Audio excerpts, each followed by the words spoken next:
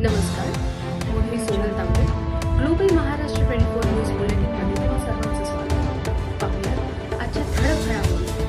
फक्त ग्लोबल महाराष्ट्र 24 वृत्तवाहिनीच्या आपल्या हक्काचे विचार. सर, काल भाजपच्या पदाधिकाऱ्याकडे पैसे मिळाल्याचं स्ट्रिंग ऑपरेशन निलेश राणे म्हटलं, काय सांगतो? मला एक कळत नाही, आम्ही भारतीय जनता पक्ष, शिवसेना, काँग्रेस, NCPचे कार्यकर्ते होण्या अगोदर आमचे स्वतःचे व्यवसाय पण असतात, बिझनेस पण असतात, आम्ही नोकऱ्या पण करतो. राजकीय आणि सामाजिक कामं करण्यासाठी आम्ही एक पक्षाचे कार्यकर्ते बनतो. पण आमचे स्वतःचे व्यवसायामध्ये अगर कुठेतरी गुंतवणुकीसाठी, कुठल्या तरी बाकीच्या व्यवसायासाठी अगर आमच्या घरामध्ये किंवा आमच्या ऑफिसमध्ये अगर पैसे, त्याच्यामध्ये चूक काय आहे? मला मुळात चूक कळली नाही आहे. म्हणून उगाच भारतीय जनता पक्ष असं बोलून आमच्या पक्षाची बदनामी कोणी करू नये. मग प्रत्येकाचे, कोणाचे क्रशर आहेत, कोणाचे व्यवसाय आहेत, कोणाचे हॉटेल आहेत.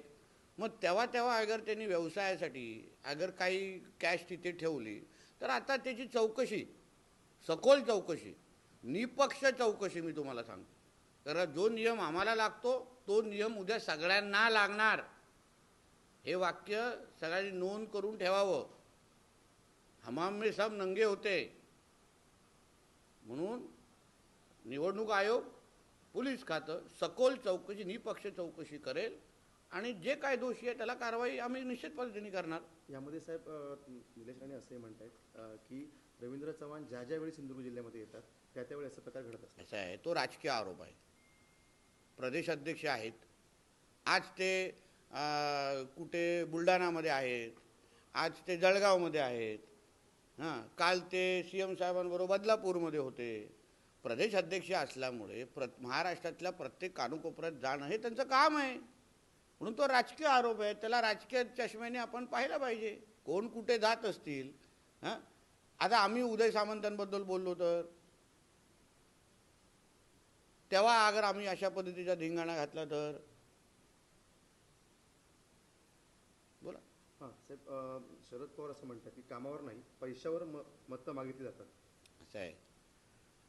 आदरणीय पवार साहेबांच्या प्रश्नावर किंवा स्टेटमेंटवर उत्तर देणं एवढा मी काय मोठा नाही.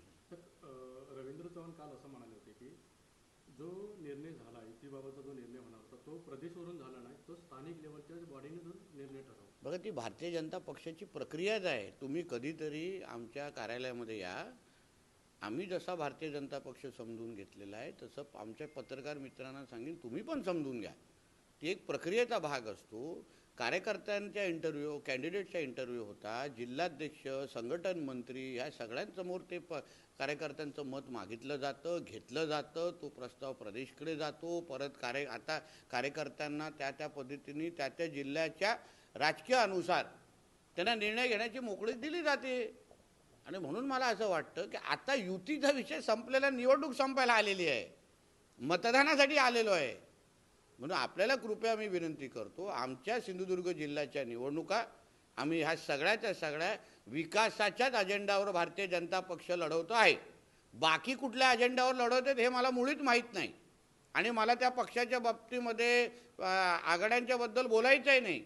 पण भारतीय जनता पक्ष म्हणून तुम्ही आदरणीय रवी चव्हाण साहेबांची भाषणं बघा, माझी भाषणं बघा, आमचे कॅन्डिडेट, नगराध्यक्ष, आमचे अन्य जिल्ह्याचे नेत्यांचे भाषणं बघा. आम्ही फक्त विकासावर बोलतोय. आमची गाडी रुळावरून हलत नाही आहे. बाकी कितीही प्रयत्न करत असतील की आमची गाडी दुसऱ्या रुळावर जाईल, आम्ही एकच रुळावर आहे की सिंधुदुर्गचा मतदार हाच भारतीय जनता पक्षाचा केंद्रबिंदू आहे. आम्ही निवडणुकीत त्यांच्यासाठीच लढवतो, जेणेकरून मतदारांचा विकास, मतदारांचं भविष्य यासाठीच आम्ही भारतीय जनता पक्ष म्हणून आम्ही निवडणूक लढवतोय. त्याच्यामध्ये कोणी किती प्रयत्न केला तर आम्ही काय आमचा चॅनल बदलणार नाही.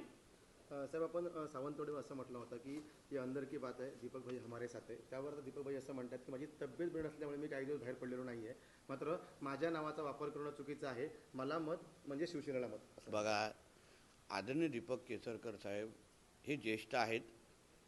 त्यांच्या तब्येत असो, त्यांच्या ह्या आरोग्याबाबतीमध्ये आम्हाला सगळेच आम्ही म्हणजे त्यांच्याबद्दल वारंवार आम्ही विचारपूस करतो. आम्ही त्यांच्या बाबतीमध्ये सगळ्या पद्धतीने काळजी जेवढी आम्हाला शक्य आम्ही पण घेणार आहोत. काही महिन्या अगोदर जेव्हा ते आजारी पडले तर मीच त्यांना भेटायला गेलेलो. त्याचा आणि आजारपणाचा आणि निवडणुकीचा काही संबंधच नाही आहे, काहीच संबंध नाही आहे. आणि म्हणून त्यांनी बोलावं ना की राजघराण्याशी माझा काही संबंध नाही, राजघराण्याचे जे उमेदवार आहेत त्यांच्याशी माझा काही संबंध नाही. एकदा केसरकर साहेबांनी बोलले तर आपल्यालाही कळेल केसरकर साहेबांचं मन किती मोठं आहे हे आम्हाला माहिती आहे. आणि राजघराण्याबद्दल तर त्या भावनिक आहेत, हळवे आहेत एकदम. म्हणून त्या विचारांनी त्या अधिकारवाण्यानी ते निश्चित पद्धतीने राजघराण्यातल्या व्यक्तीला आशीर्वाद देतील या व्यक्तीवर मी आजही ठाम आहे. सर, निलेश राणे युती न झाल्यामुळे मित्रपक्षावर आरोप करत आहेत सतत. मी तुम्हाला परत बोलतो, निवडणुकीचं मतदानाची तारीख यायला लागली, तुम्ही काय तुमचा मूड बदलायला तयार नाही आहे.